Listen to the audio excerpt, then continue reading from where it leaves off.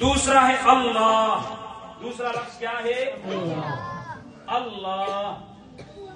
فلاسفہ یہ ایسے لوگ تھے جو اللہ کے وجود کے تو قائل تھے لیکن اس کے صفات کے منکر. اللہ کے وجود کے قائل تھے لیکن اللہ کے صفات کے یہ کیا تھے؟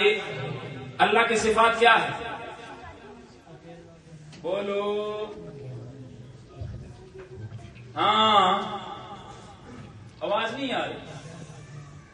اسپیکر کو اڈیئر کر چھوڑا.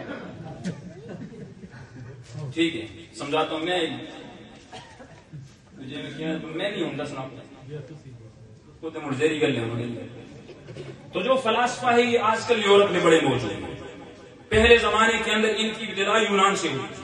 آج کل یہ یورپ میں موجود ہے. یہ اللہ کی ذات کو تو مانتے ہیں لیکن اللہ کے صفات کے یہ کیا ہے؟ منکر ہے. یہ اللہ کے صفات کو نہیں مانتے. تو لفظ اللہ اللہ نے بیان کیا. اللہ سارے کہو اللہ. یہ ایسا لفظ ہے جو اپنے اندر ساری صفات کی جامعیت کمالات ساری چیزیں اس لفظ کے اندر موجود ہیں. اگر آپ قرآن پڑھیں گے آپ اگر قرآن دیکھتے ہیں قرآن میں لفظ اللہ کی تعریف رب ذوالجلال نے خود کی ہے. آپ قرآن اٹھائیں 28واں پارہ ہے. سورت کا نام سورہ حشر ہے.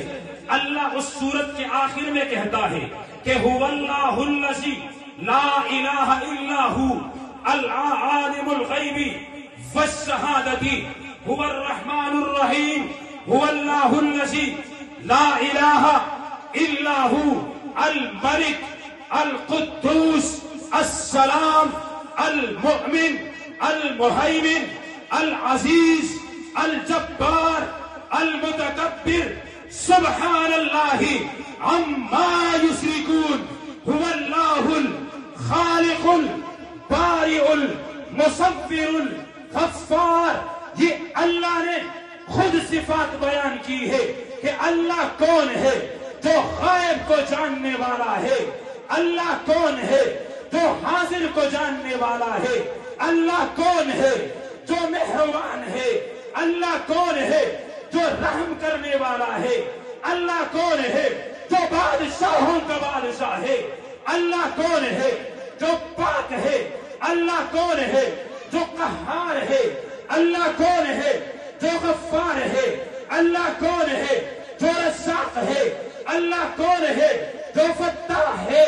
اللہ کون ہے جو تمہارے تمام شریکوں سے پاک ہے. نعرہ تکبیر. شان صحابہ عظمت صحابہ. جو تمہارے تمام شریکوں سے کیا ہے؟ تو دوسرے لفظ اللہ اس میں اللہ نے فلاسفہ کا رد کر دیا کہ اللہ بھی موجود ہے اور اس کے صفات بھی کیا ہے؟ بولو اس کے صفات بھی کیا ہے؟